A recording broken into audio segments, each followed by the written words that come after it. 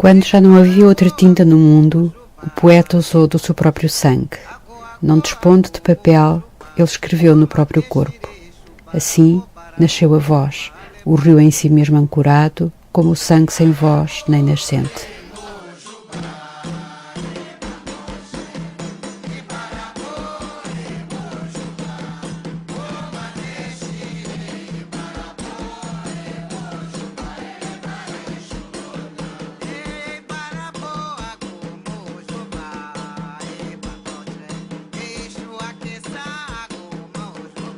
Wesley Correia nasceu na cidade de Cruz das Almas, no recôncavo da Bahia, região conhecida por sua efervescência cultural e histórica no Brasil.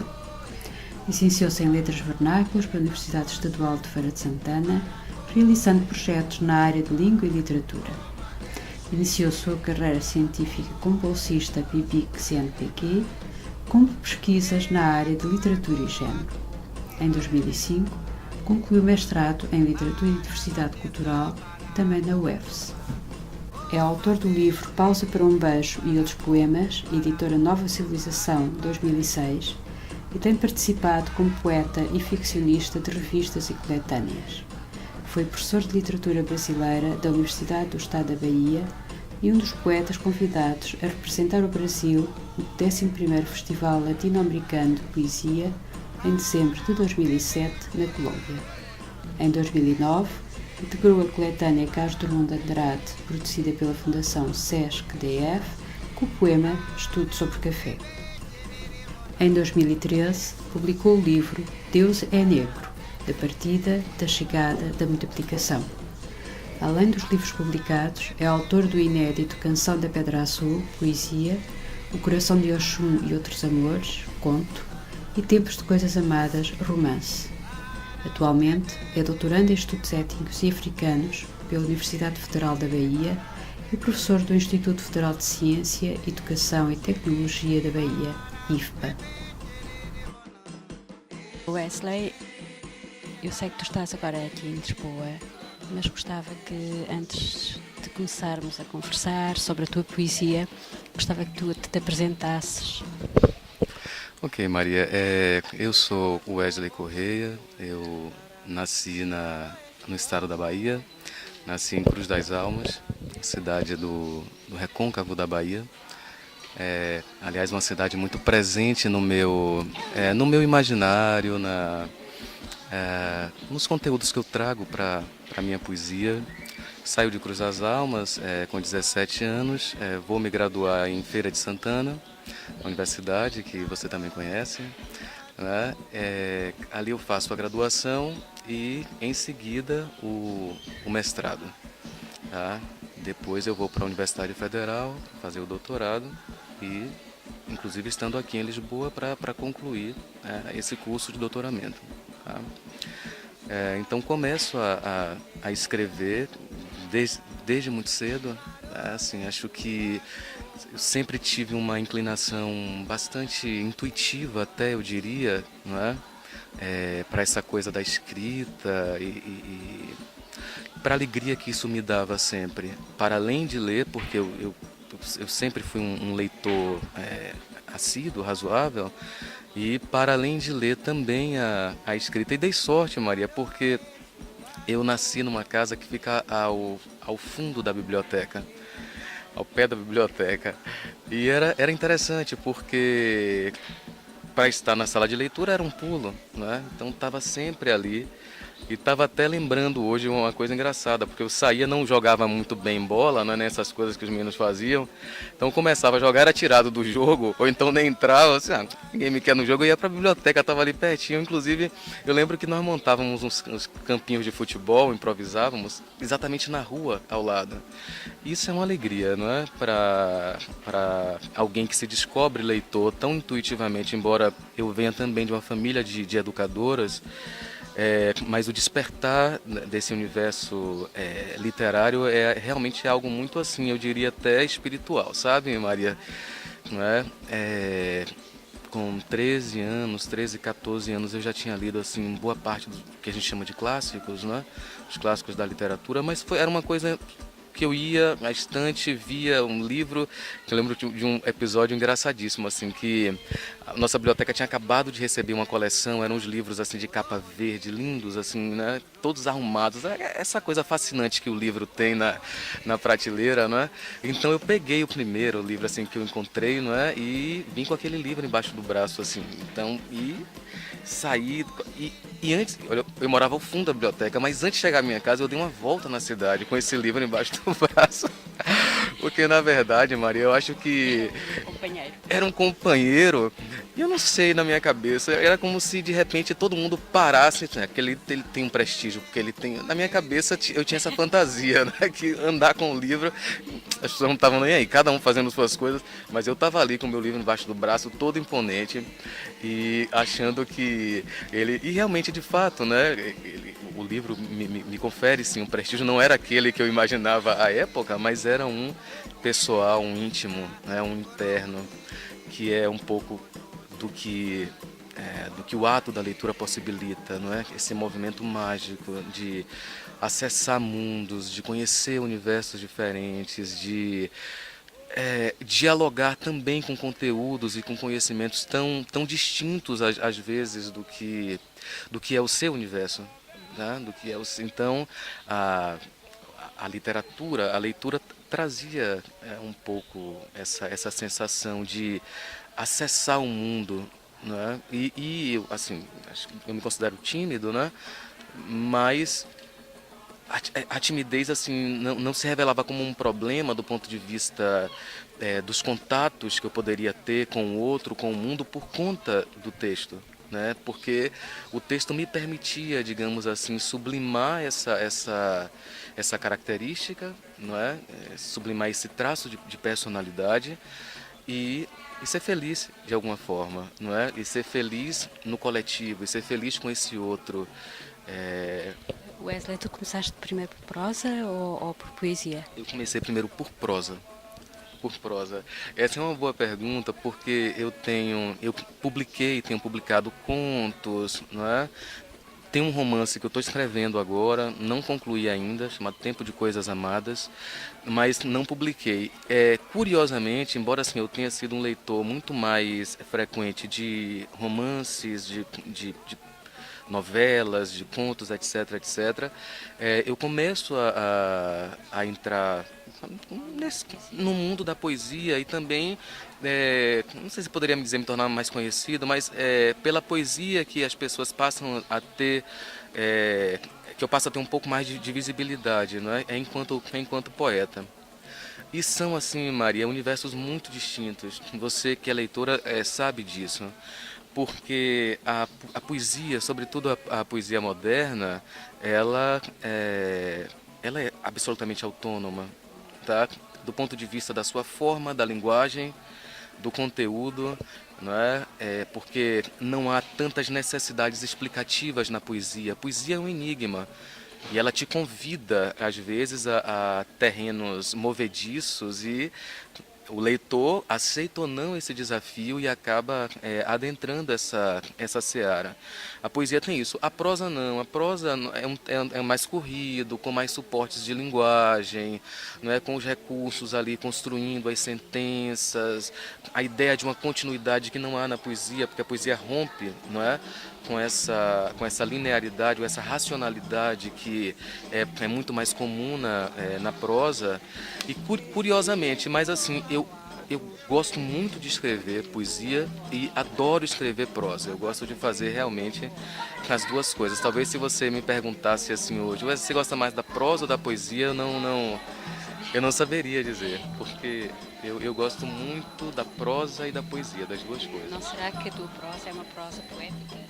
Sim, essa é uma questão interessante. Realmente, a minha prosa, e você falando agora, eu lembro que teve um editor de um jornal na Bahia que pediu uma crônica que eu escrevesse, queria publicar, etc. E aí eu mandei essa crônica para ele, não é? Uma crônica na estrutura de um texto, dos parágrafos, etc.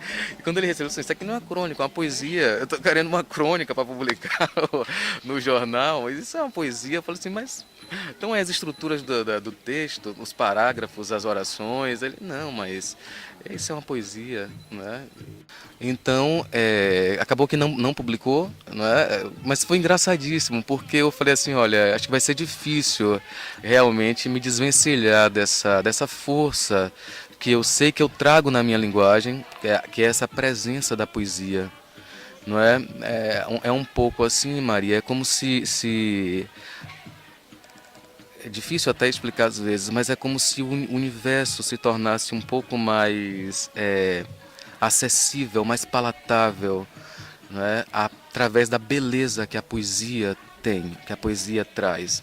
A prosa tem a sua beleza também, mas a poesia tem uma beleza mais plástica, não é? A poesia é quase um sonho, né? Então, enfim, você tem uma expressão da vida, uma expressão da natureza humana pela poesia de modo muito sublime, eu diria, não é? De modo realmente muito belo, tá?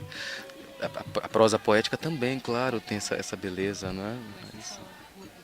Quando escreves poesia, a tua poesia, o teu estado de alma é um estado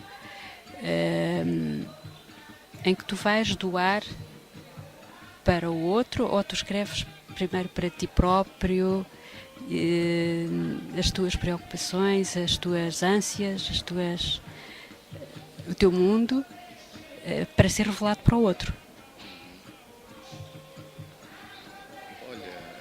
Olha, Maria, eu acredito, posso até estar equivocado, mas né, eu acredito que um pouco desses dois universos, tá? Escrever poesia não é fácil.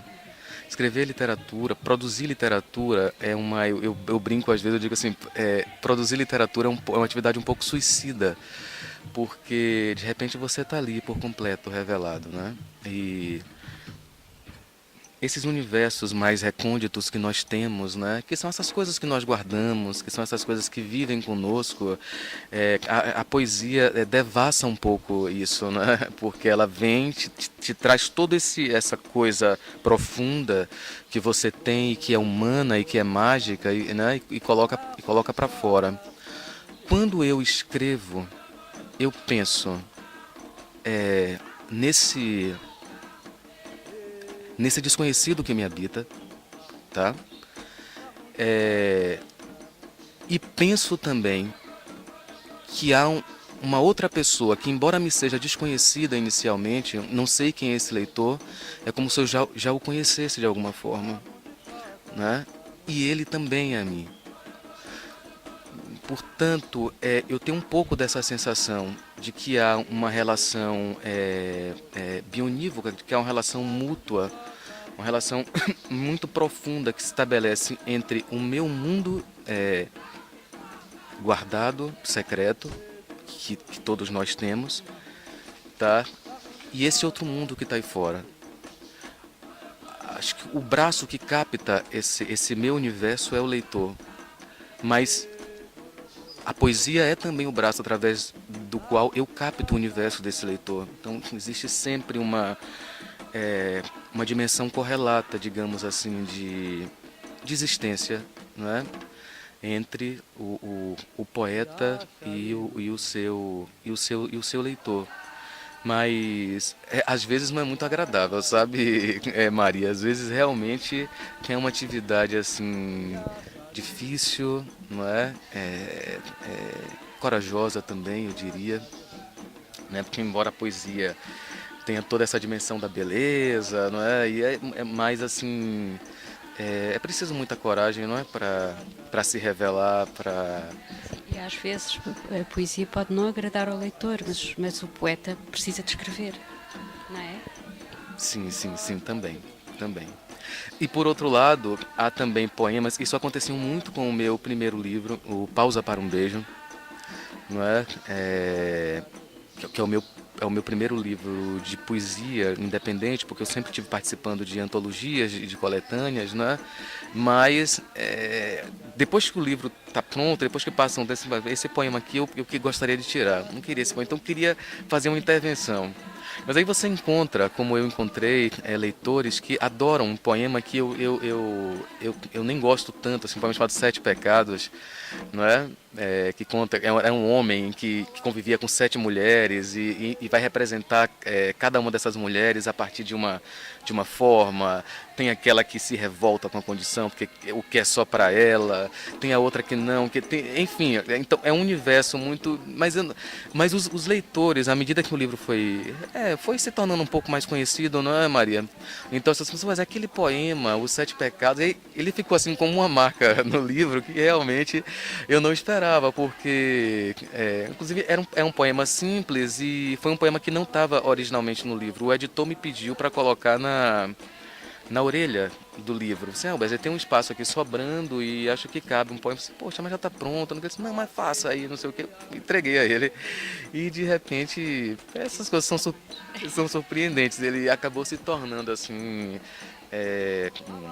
Um dos poemas mais marcantes realmente do livro. É um livro que eu gosto muito, Maria. É um livro que traz um pouco essa formação lírica discursiva que a gente tem, não é? Possivelmente foi o livro que tu sentiste a libertação do teu eu para escrever outro também, não é? Sim. E é um livro importantíssimo porque ele me abriu portas. Eu viajei, né, por conta desse livro, parte dos poemas desse livro e de um outro livro ainda inédito, chamado Canção da Pedra Azul, que certamente eu lance já no próximo ano. Foram traduzidos para o espanhol, né? E foi interessante porque eu estive na Colômbia e alguns leitores já conheciam o poema, não é? Em espanhol e já falavam, né, os poemas. É interessante assim como a poesia, o texto em si vai criando asas, assim, ele é uma coisa que independe, já não é mais teu, não é? É uma coisa que é do mundo, assim, e vai se ressignificando também com o mundo. Pausa para um Beijo, Maria, é diferente do Deus é Negro que você já viu, né? Porque o Deus é Negro, digamos assim, é um poema que teria uma marca mais política, mais ideológica, não é? E que algumas pessoas dizem, Wesley, mas você vem do Pausa para um Beijo, que é um livro bastante intimista, não é? Existencialista, etc, etc. E aí você vem com um texto mais... Aí eu falo, mas é possível, né? A gente não precisa ficar refém de um modelo de produção, ou a gente não tem que ficar preso a um tema. Eu acho que parte da atividade de quem escreve, né, do poeta, do escritor, é também se aventurar e arriscar, não é? Em outras searas, descobrir novos mundos, se permitir errar, se for o caso, né? Embora eu não acredite muito nisso, do ponto de vista literário, mas essa possibilidade até de cometer equívocos, né, se for o caso. Mas eu gosto muito do Deus é Negro. O Deus é Negro é um livro que tem me surpreendido a cada dia, não é? Porque eu recebo e-mails semanais, eu recebo mensagens inbox, né, de leitores assim espalhados em muitos lugares, não é? No Brasil, fora do Brasil, que dizem, olha, eu li o livro e estou trabalhando com o livro. Eu li o livro e o poema tal me tocou, né? E aí você vai tendo assim um pouco, Maria, essa dimensão, né? Essa dimensão daquilo que a tua poesia pode alcançar, ainda que não seja algo previsível inicialmente por você, não é? Mas realmente é interessante. Wesley, embora a poesia seja universal, tu achas que lendo os teus livros há uma marca brasileira? Nós somos transportados, embora não sejamos brasileiros, somos transportados para o Brasil ou não? Acredito que sim, Maria. Sim, porque sim. Não tem jeito, o Brasil está todo no livro, mesmo porque o universo do Deus é Negro, dentre outras questões sociais que eu abordo, o racismo, etc, etc, problemas estruturais que a gente enfrenta no Brasil, o genocídio da população jovem negra também, que é um outro aspecto lamentável da nossa realidade hoje no país e que infelizmente não tem recebido das autoridades políticas a devida atenção, tá? Mas o livro é o Brasil, não é? O livro mergulha nesse universo extraordinário que eu adoro, que é o da religiosidade afro-brasileira, ou da religiosidade brasileira de matriz africana. Os termos, Maria, não é? As palavras, os espaços, o modo como os poemas se compõem, assim. Eu tive um pouco dessa impressão depois do livro pronto. Eu falei assim, o livro, ele se parece com fotografias, né? Porque eu lembrava dos espaços, eu via, eu dialogava com esses espaços. Por outro lado, os poemas tratam muito dessa África que o Brasil adora construir, não é, Maria? Que é uma África pós-moderna, né? E uma África realmente impressionante do ponto de vista de sua representação, da força que ela tem hoje para a gente, né? Acho que o livro vai um pouco dentro dessa perspectiva, tá? Mas sim, é um livro brasileiro, eu não tenho dúvida. Assim, se a gente lê Macunaíma, né? Você tem um Brasil em Macunaíma. Se a gente lê os poemas modernistas, a gente tem o Brasil. Se a gente lê a literatura negra que vai atravessar e que vai abordar questões políticas, questões de sociedade, a gente tem o Brasil ali também, né? E Deus é Negro é um pouco síntese, sim, desse universo cultural, territorial, onde eu estive e tenho estado, não é? Por alguns momentos da minha vida, né? Nos terreiros, no axé, observando a convivência e a movimentação das pessoas naquele espaço. Realmente é muito mágico, assim, você vê. Eu nunca esqueço que eu tive numa casa de axé, convidei um amigo para ir numa casa de axé, e aí chegando lá, depois que ele assistiu a todo o ritual, a toda a festa, ele falou assim, mas Wesley, tem uma pergunta que eu preciso te fazer, porque eu falei, faça, ele disse, vocês ensaiam isso tudo antes? Vocês ensaiam? E eu disse, não, nós não ensaiamos, mas são hábitos e comportamentos que a gente vai incorporando, que a gente vai aprimorando, né? Com o tempo e que a gente expressa. Então, é claro que isso tudo se dá numa harmonia, né? Quando você considera a urdidura do tempo, né? O modo como o tempo vai ali se desenrolando, se desenvolvendo nas pessoas, aí você entende que não há necessidade de ensaiar, porque aquilo ali é a própria vida das pessoas, mas eu compreendo porque ele é um observador externo. Então, quando ele vê aquilo, acho que a coisa parece tão bem feita, né? A hora que todo mundo bate a cabeça, que levanta, que vai, o tipo de dança, como muda o movimento, não, ele vai, pessoa assim, não deve ser realmente algo ensaiado, mas não é. E também toda essa dinâmica tá no Deus é Negro, tá no livro. O livro é dividido em 3 sessões: da partida, da chegada, da multiplicação. Que foi um pouco do recurso que eu pensei que seria, através do qual seria possível estruturar também aí essa viagem diaspórica que eu faço, né? Da partida, da chegada, da multiplicação. Um momento inicial, um momento mais mítico, não é? Enfim, né? De Áfricas míticas, não é? Um momento histórico, né? Um momento histórico, momento da colonização, etc. E tudo aquilo que esse fenômeno histórico, talvez o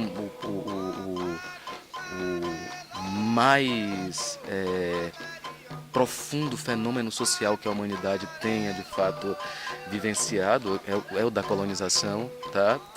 Que permitiu a partir daí novas estruturas de formações de saber, de cultura, de pensamento, de sociedade, de política, de tudo, não é, Maria? Então, nós somos atravessados diariamente por esse fenômeno que é a colonização. Colonizamos e somos colonizados mutuamente o tempo todo, né? O tempo todo. Então, as nossas viagens indicam isso. Então, eu quis pensar um pouco nessa tríade, não é? Para, enfim, para estruturar para apresentar, era assim uma espécie de um roteiro, né? Que o livro teria, né?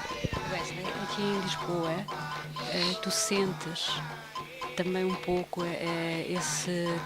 o calor da África, o calor do Brasil e o morno, que é o português. Há também interferência, há possibilidades de um dia fazeres um livro de poesia aqui em Lisboa, com Lisboa dentro do coração. Sim, sim. Olha, Maria, Eu digo isso porque eu penso que Lisboa é um pouco também como o Salvador, sim, uma interferência de culturas. sim. Veja, Lisboa é uma cidade. Eu fiquei impressionado desde o primeiro momento que eu cheguei aqui, porque a gente constrói um outro imaginário de Portugal, fora de Portugal, não é? A gente constrói realmente um outro imaginário. E quando eu cheguei aqui, que eu me deparei, olha que eu tinha circulado já por São Paulo, por Salvador, então, mas a potencialidade multicultural de Lisboa, os diversos povos que a gente encontra, as línguas que a gente ouve por onde a gente vai, a movimentação das pessoas, né, as roupas, etc, etc. É realmente impressionante. Eu diria que Lisboa é um dos observatórios mais profundos dessa humanidade multicultural, né, como a gente costuma dizer. A pergunta que eu te fiz foi exatamente se tu sentes que Lisboa tem como pano de fundo, devido ao seu cheiro também, aos seus sabores, à sua gente, tem como pano de fundo um futuro livro teu. Olha, Maria, eu gostaria muito. Eu não acredito em casualidades. Eu acho que assim tem um novelo que vai se costurando, né, em nossa vida e que também vai nos colocando nos lugares. Eu não acredito assim que eu esteja aqui por acaso e assim, não. Eu acho que há uma razão de ser por trás daquilo que nos acontece. E Lisboa é um lugar realmente apaixonante, não é? Eu tenho conhecido outros espaços aqui, dei a sorte de vir moraria, né? Então aqui acho que eu tenho assim uma projeção interessante também do que é essa cidade, do que é Lisboa. Estou sempre aqui no Rossio, está pertinho também. E gostaria muito, muito. Acho que se tiver uma possibilidade, e acredito que tenha assim, a possibilidade de ter algum tipo de incentivo, né? E conseguir estar aqui produzindo vai ser realmente um privilégio, né? Porque essa cidade, ela explode em sentimento o tempo todo, tá? Explode em sentimento, explode em alma. É uma cidade borbulhante, viva, né? É, e, e, e por onde eu passo eu vejo assim sinais dessa vida de Lisboa, dessa vida portuguesa. Você lembrou bem o cheiro, né? O cheiro é uma coisa fantástica, porque as ruas parece que elas têm um cheiro que nascem do chão, da parede das casas, né? Então tem um cheiro, tem por outro lado um tipo de posicionamento, de caminhar, de olhar, de vestir, de ver, né? E eu sou um poeta, então eu estou observando o tempo todo esses detalhes. Não é uma observação intencional, mas é natural em mim, né? No meu processo de vida, no meu processo diário. Então penso sim, não é? E eu gostaria muito, viu, Maria? Gostaria muito que isso... Vem de certeza. É o próximo filho. Sim, sim. Eu espero. Eu tenho escrito algumas coisas aqui, não é? Já, mas nesse momento eu confesso que eu estou mais concentrado, como você sabe, num outro projeto, não é? Que é uma pesquisa que me demanda tempo, é uma pesquisa trabalhosa, etc, etc. Então, assim, sim, eu tenho trabalhado com literaturas africanas de língua portuguesa, mais precisamente com literaturas angolanas, tá? E trabalho especificamente com dois romances nesse momento, que é o Gloriosa Família, do Pepe Tela, e o Nação Crioula, do José Eduardo Agualusa, ambos escritores angolanos contemporâneos, tá? O primeiro romance, supostamente, se passa no século XVII. Eu brinco com supostamente porque o escritor escreve no presente, né? Mas cria um narrador que vai dialogar com essa historiografia, sobretudo a historiografia portuguesa do século XVII, criada a partir da guerra entre a coroa portuguesa e os Estados Gerais de Holanda, tá?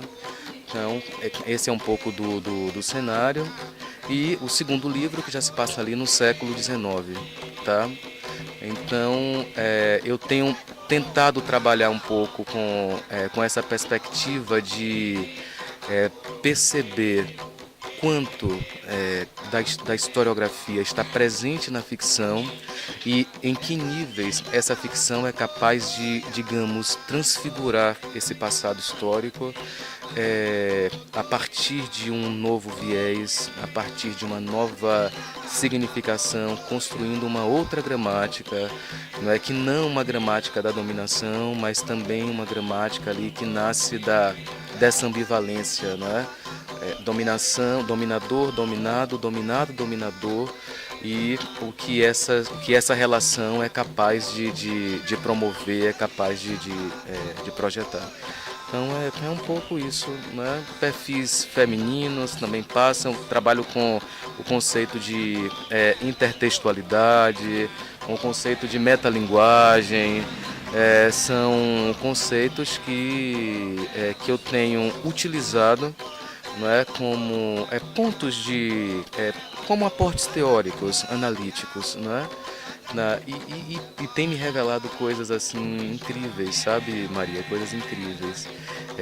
Uma delas é a força desse organismo histórico, tá? Como a referência histórica se construiu de forma imensa no nosso imaginário, que mesmo diante da possibilidade, digamos, de ressignificação desse discurso histórico,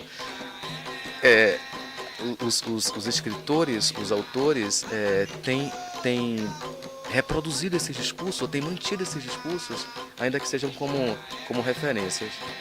Então, é sempre uma seara assim, desafiadora, política, ideológica, desafiadora. E claro que vai passar pela questão do poder, né?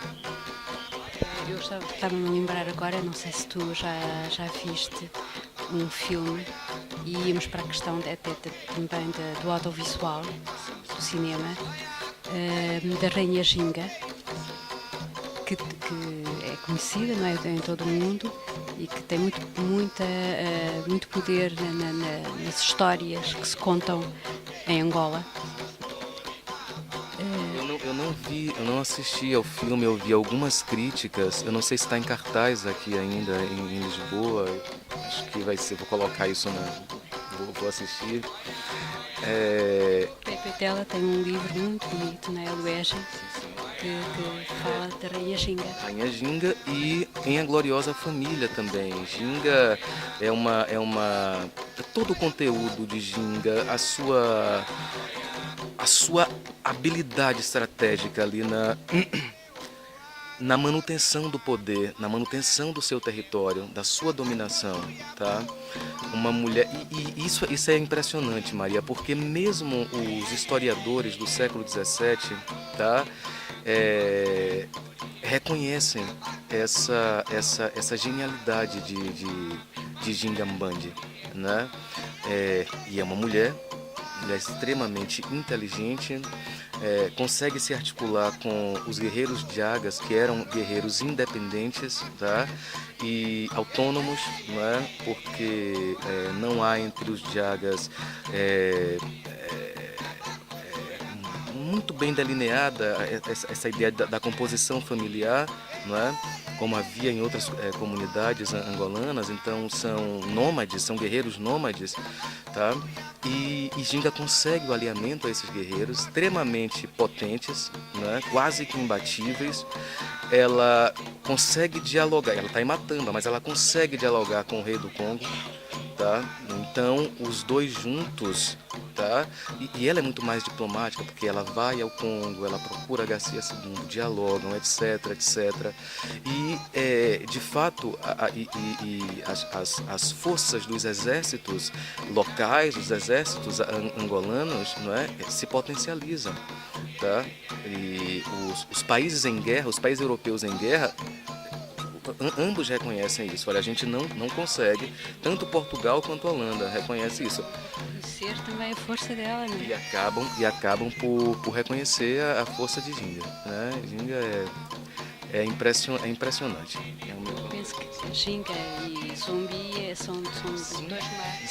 Sim, são dois marcos e com uma correlação cronológica aí, não é? Porque Ginga está em Angola e Zumbi está no Brasil, não é? Zumbi promovendo as guerras de resistência, as lutas de resistência, consolidando a política dos quilombos, tá? Enfim, propondo caminhos para que aquelas comunidades pudessem sobreviver, tanto do ponto de vista da material, da sua subsistência, da sua sobrevivência, mas também que essas comunidades pudessem ser capazes de enfrentar e de combater, né? De combater e de vencerem, foi o que conseguiram muitas vezes, tá? Então, de fato, acho que nós temos dois grandes nomes aí no século XVII para entender um pouco as lutas de resistência dos povos negros. Né? Deus é negro, então. Deus é negro. Wesley, eu gostava muito que tu lesses um dos teus poemas mais empolgantes, aquele que tu preferes, aquele que te deu mais prazer em escrever. E também gostava muito que falasses sobre os desenhos, sobre o ilustrador.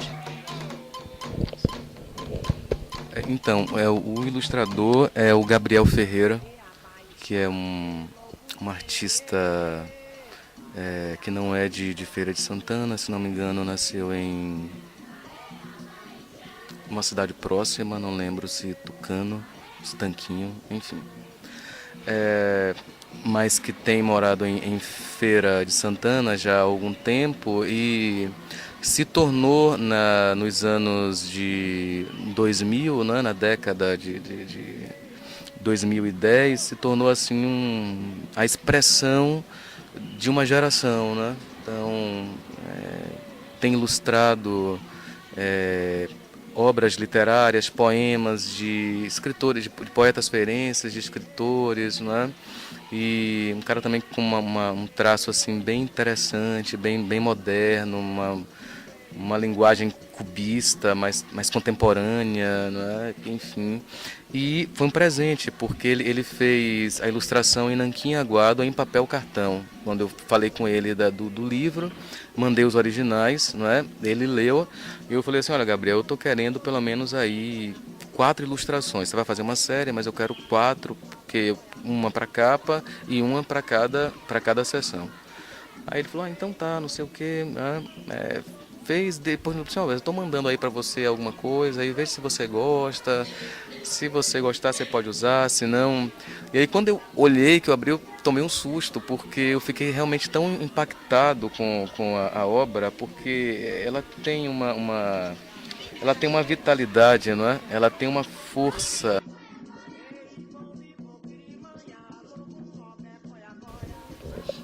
Eu estava perguntando exatamente se as pinturas são, de certa maneira, também uma poesia, não é? Ele observou, ele leu Gabriel, Maria, ele conseguiu assim traduzir bem, não é, o espírito do livro, tá? É, deve ser difícil para um artista. Eu desenho também, gosto de pintar, mas eu nunca ilustrei uma obra. Mas imagino que deva ser desafiador, né? Um artista assim receber acho que ele também é poeta. Ele também é poeta, né? Receber um material e ter que figurar aquilo não deve ser nada fácil. E ele conseguiu fazer isso assim muito bem, não é? Porque são desenhos figurativos, mas também com um nível de abstração, não é uma coisa que não está muito bem definida ali. E extremamente impactante. Essa foi a impressão que eu tive. Parecia uma xilogravura, não é? Parecia um carvão, não. Então assim, realmente foi uma produção muito impactante. E onde o livro chega, as pessoas sempre perguntam, mas e a ilustração, e quem foi que fez, etc. Então acho que acaba sendo também uma poesia de uma outra linguagem poética dentro do livro, tá? E Gabriel realmente tem muito caminho aí pela frente, né? E muito talento também, com certeza. E assim, Maria, para o futuro, essa coisa da gente falar do futuro, né? Eu tenho... Ano que vem eu devo lançar o meu próximo livro, já está pronto, chamado Canção da Pedra Azul, que eu devo voltar para lançar aqui em Lisboa também, não é? Tem um livro que eu gosto muito, gosto profundamente do Canção da Pedra Azul.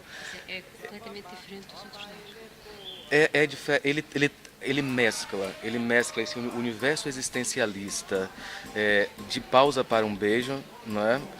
Mas de forma um pouco mais madura, um pouco mais concentrada, um pouco mais cuidada, e traz também essa verve política que há em Deus é Negro, não é? Portanto, acho que o livro vai fundir esses dois universos, tá?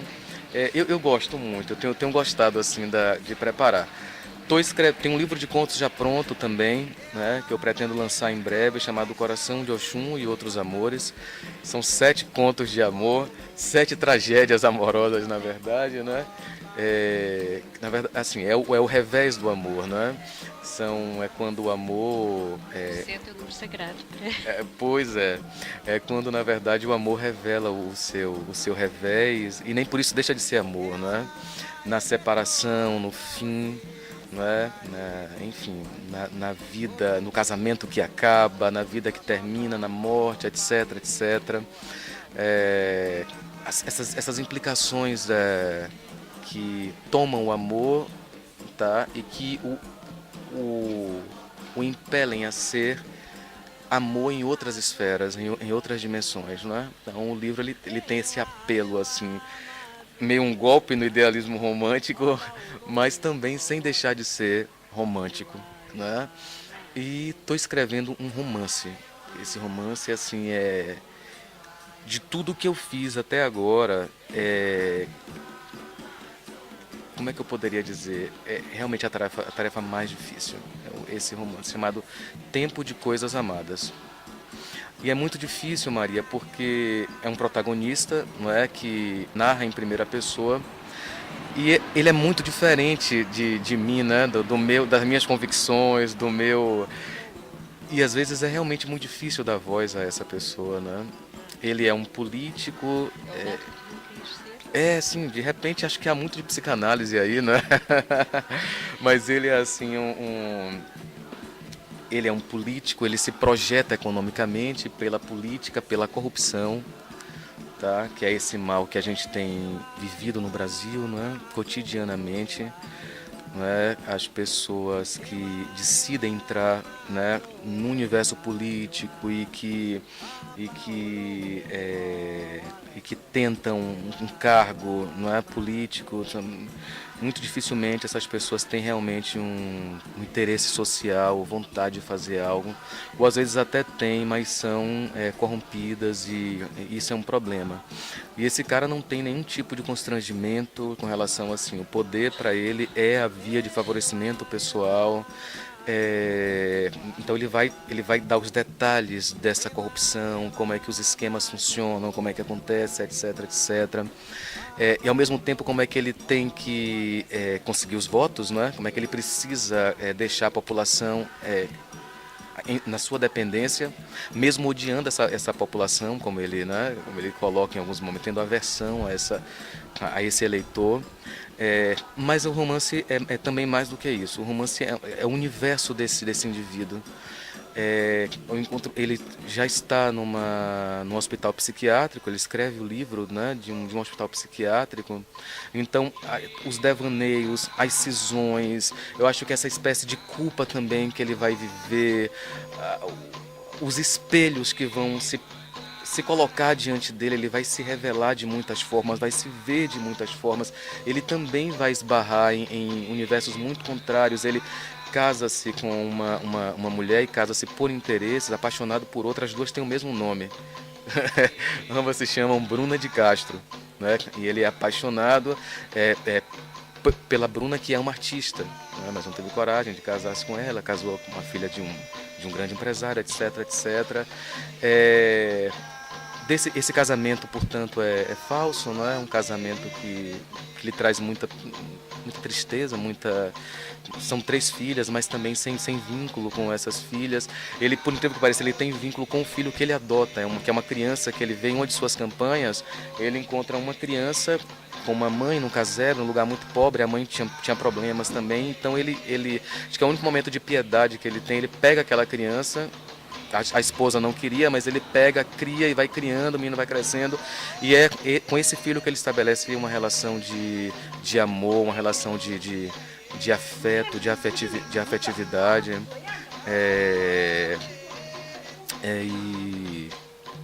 Enfim, depois ele descobre que esse filho é um homossexual, ele é homofóbico, então há todo um conflito. É um romance muito denso, é um romance bastante denso. Eu acho que é o meu maior desafio, assim, tem sido nesse momento escrever esse romance. Só uma última pergunta, antes de ler o poema que tu mais gostas. Nós vamos estar a lançar o teu livro na Faculdade de Letras, praticamente no momento em que vamos ter também uma outra exposição de uma mulher lindíssima, que foi a Carolina Maria de Jesus, e que vamos celebrar na Faculdade de Letras o centenário da Carolina. Não queres falar um pedacinho dela, talvez demonstrando que Deus é negro? Tem sido uma alegria redescobrir Carolina, não é? Maria de Jesus. Confesso que tenho e digo isso com certa tristeza mesmo, né, Maria? De ver como leitores, a exemplo de vocês aqui em Portugal, como vocês têm valorizado essa escritora brasileira, como vocês têm dado a Carolina um lugar de destaque, de reconhecimento que ela merece. Eu sei de pessoas nos Estados Unidos que também trabalham com a obra dela. Acho que tem um centro hoje na Universidade de Paris, que também tem trabalhado com os estudos da Carolina, mas no Brasil é assim, é gritante, as pessoas não conhecem a obra de Carolina, e a gente vive esse momento agora com os coletivos. Na Bahia, nós temos um coletivo que foi fundado recentemente, um coletivo só de mulheres, não é? E com essa proposta de trazer a obra de Carolina ao centro do debate literário, mas também do mercado literário, tá? Porque existe uma implicação cromática no mercado editorial brasileiro. Não é? Há poucos escritores negros, tá? Então, a gente tem tentado forçar a abertura desse mercado, tá? E a gente tem dito, olha, a gente tem contribuído desde sempre. Machado de Assis é preto, não é? Cruz e Souza, Carolina, etc, etc, etc, tá? Conceição Evaristo, Oswaldo de Camargo, Cuti, Limeira, né? E tantos outros, Elisa Lucinda, né? Tantos outros escritores que têm trabalhado aí, sabe, têm estado nessa trincheira, e a gente quer provocar o mercado editorial um pouco também dentro dessa discussão. Acho que a gente tem conseguido aos poucos, tá? Mas assim, com uma perspectiva interessante de futuro, não é? Que é o principal. A gente está construindo agora, não é? Esse futuro. Então é isso. Vocês estão realmente de parabéns. Eu tenho visto assim o cuidado com que vocês, e você em especial, Maria, porque eu tenho visto todo o seu esforço, o de Simão, do Pedro também, né, em fazerem assim o melhor que podem na divulgação, na distribuição dessas obras. O serviço de divulgação cultural da biblioteca da universidade tem feito grandes trabalhos, e eu tenho que realmente parabenizar, agradecer essa oportunidade que vocês têm me dado, né? Carinho com o meu trabalho, respeito. Eu tenho participado de muitos eventos e muitas vezes é assim, a gente é convidado para estar lá, então você vai, eles te pagam às vezes o que tem que pagar, e não se estabelece, mas a literatura é muito mais do que isso, né? A literatura não pode ser apenas digamos assim, um acordo econômico, né?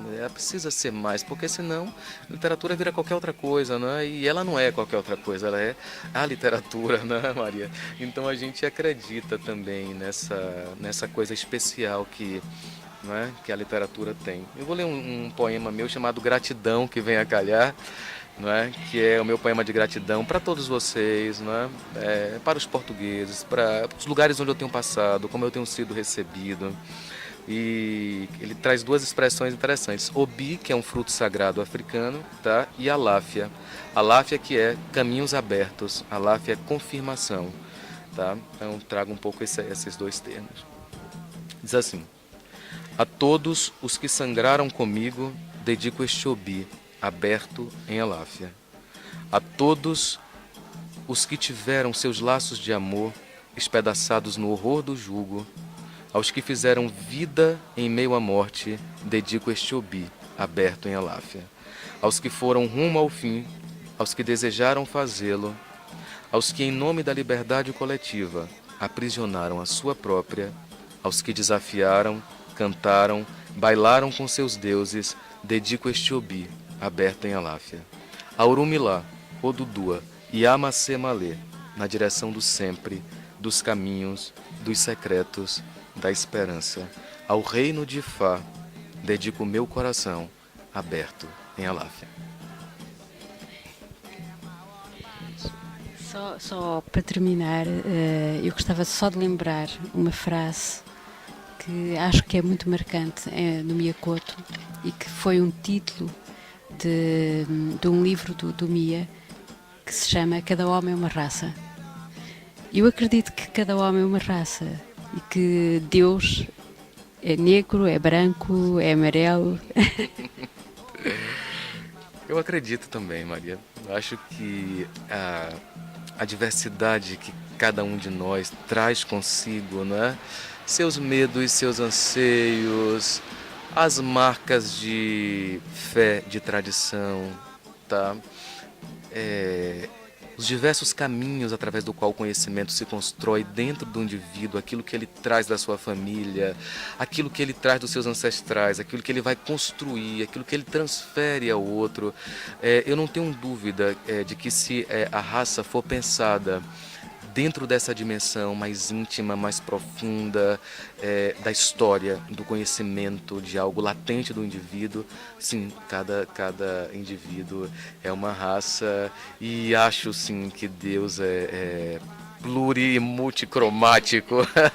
Embora o livro faça um pouco uma provocação, o livro faça um pouco dessa provocação, com um pouco da representação desse Deus, não é? e, enfim, pensar outras possibilidades de representação, né? Então, acho que o amigo que é Marielson Carvalho, que eu adoro, né? Que fez o prefácio do livro, mas ele falou assim, mas Wesley, você começa a provocar já desde o título até o final.